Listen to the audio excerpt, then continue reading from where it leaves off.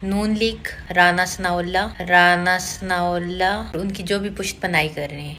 अगर राणा जी ने आज रात तक इंटरनेट बहाल ना किया तो मैं सारी वीडियोस बहाल कर दूंगी। Alright, so Hareem Shah just tweeted about Rana Sanaullah कि राणा जी अगर आज शाम तक इंटरनेट बहाल नहीं कर दी गई तो फिर मेरे पास जितने भी आपकी वीडियोस हैं वो सारी मैंने बहाल कर देनी है। Here comes out the real फंडा कि अब नंगे लोग हमारे मुल्क को संभालेंगे। And these guys just don't get ashamed once यार। इस kind of a thingy कि एक 2% की लड़की वो आपको धमकी दे रही है कि तुम्हारी जो मेरे पास वीडियोस हैं, मतलब जिस रात में और तुम नंगे बेड पे पड़े थे, वो वाली जो वीडियोस हैं मेरे पास वो मैं अपलोड कर दूंगी अगर इंटरनेट बहाल नहीं कर दी गई। अब आज शाम तक अगर इंटरनेट बहाल हो गई तो इसका क्लियरली मतलब यही निकलेगा कि वाकई में हरीम शाह के पास वीडियोस है। वैसे ये हम लोगों के लिए अच्छा भी है ना, क्योंकि हम कमज़र्फ लोग ना भूल जाते हैं, हम एहसान फरामोश लोग भूल जाते हैं कि हमारे लिए असली लीडरों ने क्या क्या किया है। और जो फ्रॉड करने वाले लीडर्स हैं, जो लीडर्स के नाम पे धब्बे हैं, जो इवन मर्द कहलाने लायक भी नहीं है, जो मर्द के नाम पे गाली हैं, हम उनको उनकी ये हरकत भूल कर वापस उनको अपने लीडर्स मानने लग जाते हैं, क्योंकि मेंटालिटी ही ऐसी है ना। हम चीटर्स अवाम, हम एहसान फरामोश अवाम एक प्लेट बिरयानी और एक बोतल दारू के लिए, जैसे कि इंडियन मूवीज़ में दिखाया जाता है हमें कि पॉलिटिशियंस ख़रीद लेते हैं ऐसे लोगों को, एक प्लेट बिरयानी और एक बोतल वाइन के लिए वो ख़रीद लेते हैं और फिर वो सारे उन बेगैरतों को वोट दे देते हैं। इस तरह आज मेरे ख्याल से हमारे साथ भी होने वाला है कि आने वाले इलेक्शंस में हम आराम से इन चीटर्स और फ्रॉड्स को आराम से वोट दे देंगे, है ना। वेट, एक मिनट रुको, बहुत ज़रूरी बात शेयर करनी है। ये जो मुल्क में ये जो फसादात हो गए हैं, जितने जो शहीद हो गए हैं लोग, जितना लोगों का नुकसान हुआ है, जितने लोगों ने घर तोड़े हैं, ये सारे फॉर योर काइंड इन्फॉर्मेशन ये पीटीआई के वर्कर्स नहीं हैं, ये बल्कि आम लोग थे। और ऐसे कई सारे एंकर्स कई सारे जगहों पे इंटरव्यू ले रहे थे या फिर एक्सक्लूसिव वो कवर कर रहे थे, और वहाँ पे जो तोड़ फोड़ कर रहे थे उन्हीं में से एक बंदा आके एंकर को कहने लगा कि भाई क्यों गलत इन्फॉर्मेशन आगे पहुँचा रहे हो लोगों को, ये क्यों बता रहे हो कि पीटीआई के वर्कर्स ने ऐसा किया है, जबकि पीटीआई के वर्कर्स हम हैं ही नहीं भाई, हम तो आम लोग हैं। मैं खुद ये हाथ में उसने डंडा पकड़ा था, वो खुद बोल रहा था कि मैं आम बंदा हूँ, यहाँ लाहौर का शहरी हूँ और अपनी फैमिली के फ्यूचर के लिए, बच्चों के मुस्तकबिल के लिए ऐसा कर रहा हूँ। तो कब सुधरोगे यार। ये जो डबल गेम हो रहा है, ये जो मुल्क में फसादात हो रहे हैं, जो जितने मुल्क में नुकसानात किए जा रहे हैं लोगों के, इसको इमरान खान के वर्कर्स का नाम दिया जा रहा है कि उन्होंने ऐसा किया है। जबकि यार आपने मूवीज़ वगैरह तो देखी होंगी, इतना तो पॉलिटिक्स आपको समझ में आता होगा कि एटलीस्ट ये ऐसा नहीं होता।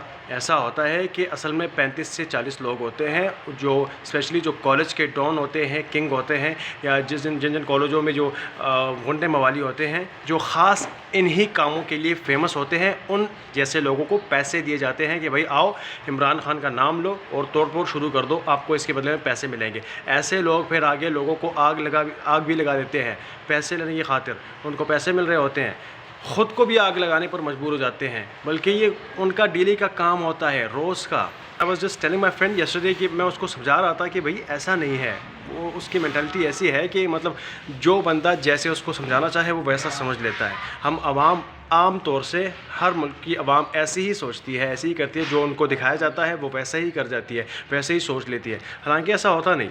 तो अब जितने ज़्यादा फसादात हुए, जितनी जाने गई, जितने ये जो मिल्क शॉप पे अटैक हुए, कमांडर के घर पे अटैक हुए, तो इनमें से यार कौन सा बंदा पीटीआई का वर्कर था? किसने कहा कि हाँ मैं पीटीआई का वर्कर हूँ?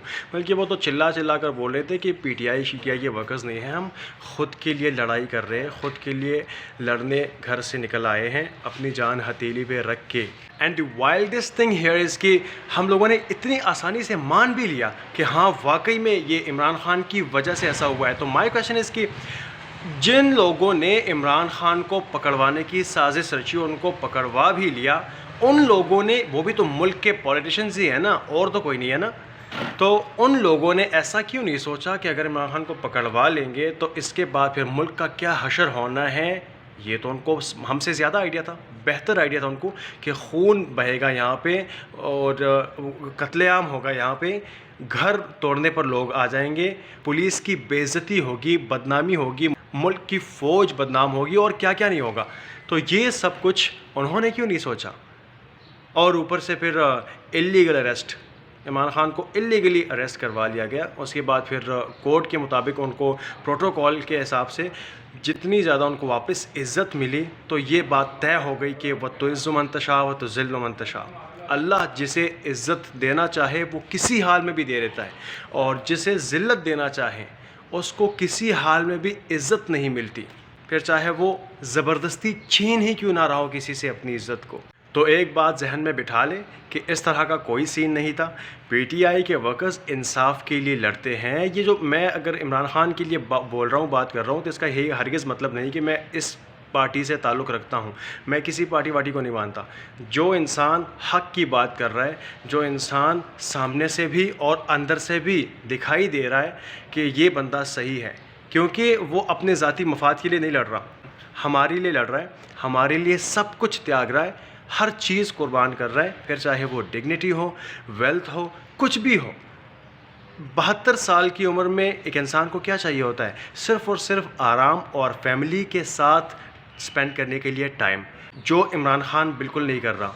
इस उम्र में वो सिर्फ़ और सिर्फ उस ख़ुद को अपनी आखिरी उम्मीद समझ रहा है इस पाकिस्तान के लिए, और उससे जो कुछ हो रहा है, जो कुछ उससे बन सकता है, वो हमारे लिए कर रहा है। सो यार, कम ऑन, ग्रो अप, थोड़ी सी खैरत ही कर लो, थोड़ी सी एटलीस्ट। अब इससे आगे तो ये मत कहो कि भाई जो प्रेजेंट गवर्नमेंट है वो बिल्कुल सही है, इमरान खान के साथ जो कुछ हो रहा है वो बिल्कुल सही हो रहा है, ऐसा ही होना चाहिए। कम से कम अब तो ऐसा ना कहो। और इतनी सी लॉजिक को यार समझ क्यों नहीं पाते आप एजुकेटेड लोग?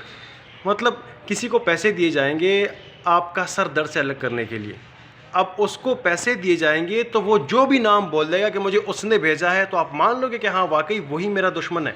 फिर चाहे वो आपका भाई हो, बाप हो, बहन हो, कोई अजीज़ दोस्त हो, तो आप यही समझो कि हाँ ऐसे मौके पे ना अजीज़ दोस्त ही फ़ायदा उठाते हैं, ऐसे मौके पे ना असली रिश्तेदार ही फ़ायदा उठाते हैं, यही होंगे। लेकिन एक बार भी ऐसे नहीं सोचते आप लोग कि हो सकता है कोई हम दोनों को आपस में लड़वाना चाह रहा हो। एंड यही वाली बात मैं डिस्कस कर रहा हूँ कि ऐसे ही था। ये जितनी भी तोड़फोड़ हुई, जितने भी नुकसानात हुए मुल्क के, जितनी भी लड़कियों की इज़्ज़तें नीलाम हुई, वो जो एक वीडियो मैंने अपलोड की हुई है जहाँ पे एक लड़की को वो पुलिस वाला कोई बेगैरत इंसान था, जिसके घर में माँ बहन होगी लेकिन उसकी वो ख़ुद इज़्ज़त नहीं करता होगा, ये यहाँ से पकड़ के ऐसे यहाँ से पकड़ के उसको घसीटते हुए अंदर ले गया।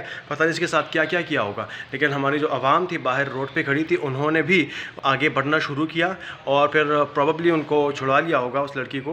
बहरहाल इतनी बेइज्जत हो गई है ये हमारी कौम, हमारे कौम के जो बड़े हैं या फिर हमारे कौम के जो मुहाफ़िज़ हैं। और जो अब यहाँ पे एक और मैं बात ऐड करना चाहूँगा कि ये जो लोग बोल रहे हैं कि भाई फ़ौज के ख़िलाफ़ हम कोई बात नहीं कर रहे और ये जो फ़ौज है हमारे लिए सब कुछ करे, तो बिल्कुल सही है यार। फ़ौज बेचारी का क्या कसूर है इसमें? आर्मी कहाँ से आ गई? ये जितने भी लोग हैं अभी, जो लड़की को यहाँ से पकड़ के उसने घसीटते हुए अंदर ले गया, वो असल में फ़ौजी था ही नहीं। किस महकमे से ताल्लुक़ रखता है, लेकिन उनको बाकायदा तौर से पैसे दिए जाते हैं। इस मौके पर सिर्फ दिखाया जाता है कि हम फ़ौज का सहारा ले रहे हैं, लेकिन असल में वो फ़ौजी होते ही नहीं है।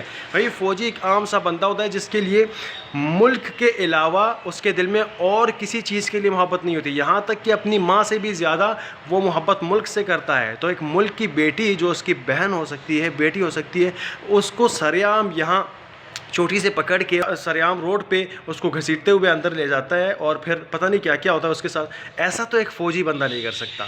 तो आइडिया लगा ले यार, ख़ुद का एक आइडिया लगा ले कि इस तरह नहीं है हमारे फ़ौजी।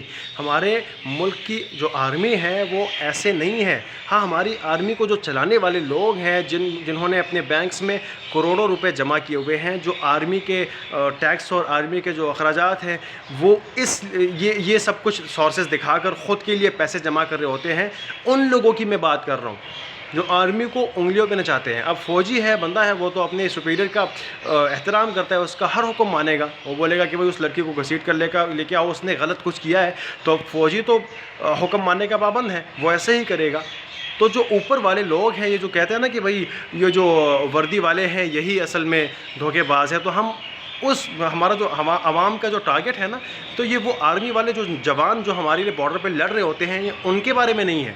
ये असल में आर्मी के जवानों को लड़वा कर जो फसादात फैलाने वाले हैं, जो उसके सुपीरियर्स होते हैं आर्मी के, उनके बारे में हम बात कर रहे हैं।